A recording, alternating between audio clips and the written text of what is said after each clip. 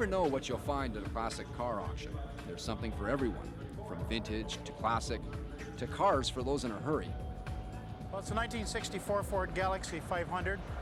It was born and raised in North Carolina, built as a drag car by a good friend of mine, Hot Rod Rodney Gilbert out of White Plains, North Carolina. I followed this car through some drag strips. Kind of worried the guy to death until I bought it from him. Just kind of like to have 64 Galaxies. I've had quite a few of them, and this has been one in my collection. I've raced the car personally myself. Have had a lot of fun with it. It's bulletproof. I've restored it from when it was originally built, and just had a lot of fun with it. You can get a multitude of engines in these cars. I've had a couple of these with the 427, 425 horsepower engines in them.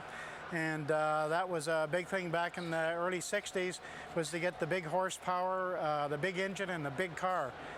Seemed to handle well on the Daytona tracks and at the drag strips. It's been completely lightened up. It's been gutted out inside of all wiring and any mechanisms. The hood, trunk lid, and bumpers are fiberglass now, but all the rest of the car is a rust-free steel car. But we are at a classic car auction, so that means this red ball of fire is up for sale. For Wayne, it's time to look for a new challenge. I've had it for a while. I've had my fun with it. I'm trying to maybe get into something a little different in a collection, and the 64 Fords I've had my fun with, going on to something else. Well, the car is equipped with a 460 Police Interceptor engine. It's been reworked, of course. A few 429 Super Cobra Jet pieces used in it. The ram air induction system on it. C6 automatic transmission with a shift kit. 9-inch Ford rear end with a mini spool and 486 gears. The motor's just been basically gone through, balanced, blueprinted.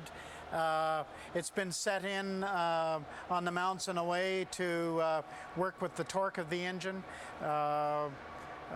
Just extra cooling and a couple of 12-volt batteries to get it started when it gets hot.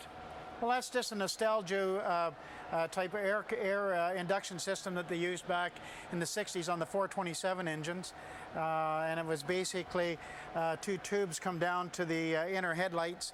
They took the inner headlights out and made them as the air induction. Well, the inside of the car has been completely gutted out. Everything from the complete dashboard to anything that's movable inside. All they do is just add a shifter, roll cage, steering wheel, a tachometer, a rev limiter, oil and heat gauge. That's about it. Well, these switches here behind the shifter are in place so that I can get at them to start the car, turn the ignition on, turn the fuel switch on, or the cooling fans on. Unless you have your full helmet on and strapped into place, things could happen funny inside this car. It gets noisy and you can be put into the back seat if you wanted to. In addition to removing every creature comfort, Wayne has painted all the shiny metal with General Motors wheel cover paint. He's replaced the original trunk lid with fiberglass to cut back on weight, and he's installed a removable fuel cell for racing. But everyone just wants to know how fast this car can go. Well, it just runs in the 8th mile, and basically been running about 840s in the 8th, and that runs you out the end of the strip about 80 miles an hour.